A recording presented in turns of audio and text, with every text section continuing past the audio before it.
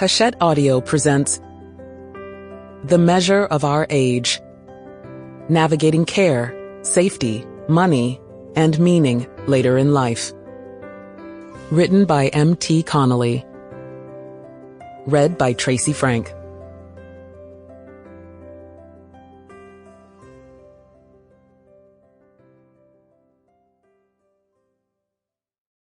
Prologue.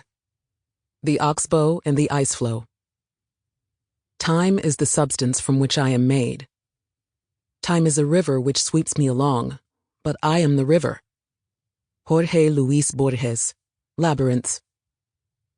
On her 88th birthday, my mother-in-law, Janet, sat in the bow of a green canoe paddling down the Brule River.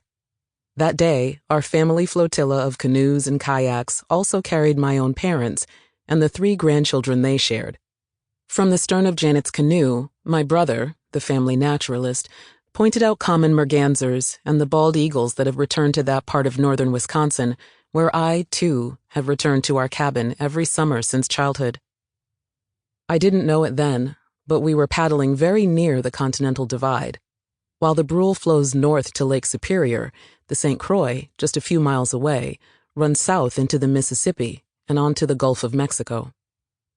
A small move can make a big difference in where you end up. As the river curled into an oxbow, we paddled to a little island inside its U-shaped curve. The kids leaned toward shore to pick wildflowers for a bouquet, fashioning a crown that their grandmother rested on her white hair. Then we held fast to one another's boats and sang, voices full over the water, "Happy birthday to you." "You're all very kind," Janet said with a stricken laugh. "But as you sang so beautifully, I suddenly thought, this is it.